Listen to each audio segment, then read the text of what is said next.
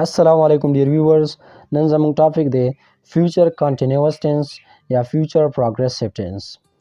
د کنټینیوس او پروګریسیو د دواړو لفظونو معنی ده جاری او روان.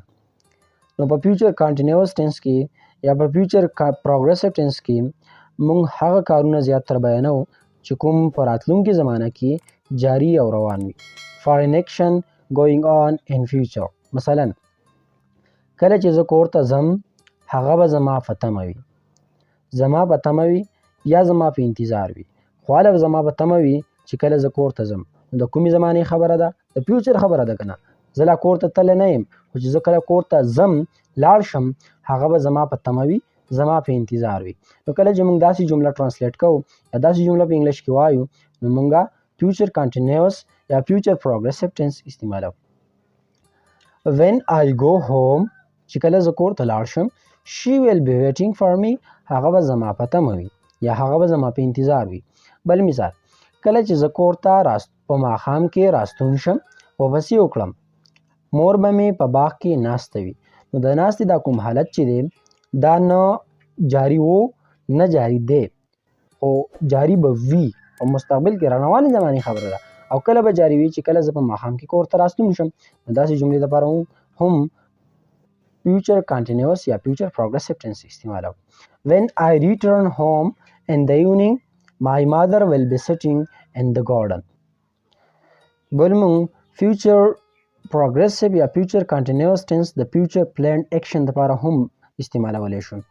د future planned action لپاره مونږ بل یو tense هم ویلو present simple یا present indefinite چې په هغې کې هم مونږ future planned action چې کوم بیانولی شو. خو فیوچر پلان اکشن چې کوم دي هغه موږ په فیوچر کنټینیوس یا فیوچر پروګریسیو کې هم بیانولی شو. مثلا موږ به په دې جولای کې واده کوو.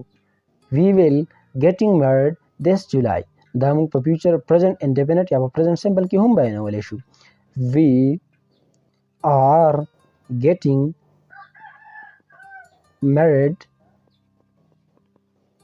دیس جولای.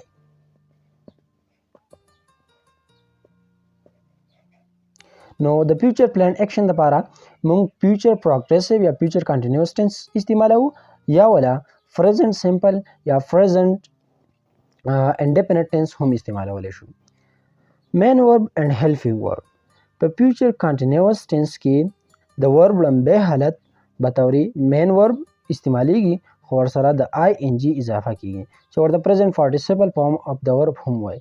د دې نه مخکې هم موږ په نورو لیکچرو کې دا خبره کړې وه چې څومره کنټینیوس او پرفیکټ کنټینیوس ټنسز دي، که هغه په فیوچر دي، که هغه فاسټ دي او که هغه پریزنټ دي، نو په هغې کې د ورب د لومبي فارم سره د آی ان جی اضافه کیږي. هیلپینګ ورب په فیوچر کنټینیوس ټنس کې شل بي او ویل بي بطور هیلپینګ ورب استعمالیږي. شل بي د فرست پرسن پروناون سره استعمالیږي او ویل بي د سیکنډ پرسن او د تھرډ پرسن پروناون سره استعمالیږي. خو اوس د شل بي استعمال ډیر زیات کم شوی دی، تقریبا نگلیجیبل دی.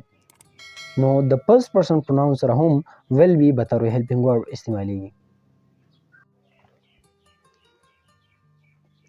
پازیټیو سنټنسز په فیوچر کنټینیوس یا په فیوچر پروګریسیو ټنس کې چې کله موږ پازیټیو سنټنس جوړوو نو اول سبجیکټ لګو، بیا هیلپینګ ورب ویل بي یا شل بي لګو، بیا د ورب آی ان جی فارم لګو، بیا آبجیکټ یا کمپلیمنٹ لګو. خو په جمله کې وي مثلا هغه به کرکټ کوي لګیا به وي، هغه به کرکټ کوي لګیا به وي. هی ویل بي پلایینګ کرکټ. نو هی زموږ سره سره سبجیکټ دی، بیا هم ورپسې هیلپینګ ورب ویل بي لګولی دی، بیا هم پسې د ورب آی ان جی فارم پلی فلایینګ، ورب آی ان جی فارم لګولی دی، بیا هم ورپسې آبجیکټ کرکټ لګولی دی. بل مثال سبا دا وخت به سهیل زده کړې کوي. نو په دې جمله کې زموږ سره سهیل څه دی؟ سبجیکټ دی. سهیل مو سبجیکټ راوړی جملې سره. بیا هم ورپسې ویل بي بطور هیلپینګ ورب لګولی دی، بیا هم ورپسې د ورب آی ان جی فارم سټډینګ سټډینګ هغه لګولی دی، بیا هم ورپسې کمپلیمنٹ لګولی دی ټومارو دیس ټایم. سبا دا وخت سهیل ویل بي سټډینګ ټومارو دیس ټایم. سبا دا وخت به سهیل زده کړې کوي. دا ټومارو دیس ټایم موږ د جملې په سر کې هم لګولی شو ځکه چې ایډوربل فریز دی. او د جملې په اخر کې هم لګولی شو. که تاسو داسې وایي چې tomorrow this time سهیل will be studying نو هم صحیح ده، او که داسې وایي سهیل will be studying tomorrow this time نو هم صحیح ده. نیگیټیو سنټنسز. په فیوچر کنټینیوس ټنس کې چې کله موږ نیگیټیو سنټنسز جوړو نو صرف د ناٹ اضافه کوو د ویل بی یا د شل بی په درمیان کې. اول سبجیکټ لګو، بیا ویل بی یا شل بی لګو، بیا ویل یا شل، بیا ناٹ، بیا ورپسې بی، بیا د ورب آی ان جی فارم، بیا ابجیکټ یا کمپلیمنٹ. مثلا هغه به کرکټ نه کوي، he will not be flying cricket. نو ګورئ د ناٹ اضافه هم کړله د ویل بی په منځ کې. بل مثال، سبا دا وخت به سهیل زده کړه نه کوي. سهیل will not be studying tomorrow this time. نو ګورئ اول هم سبجیکټ لګولی دی سهیل، بیا هم ویل، بیا هم پسې ناٹ لګولی دی، بیا هم پسې بی، بیا هم پسې د ورب آی ان جی فارم studying، بیا tomorrow this time کمپلیمنٹ هم پسې لګولی دی. انټراګیټیو سنټنسز.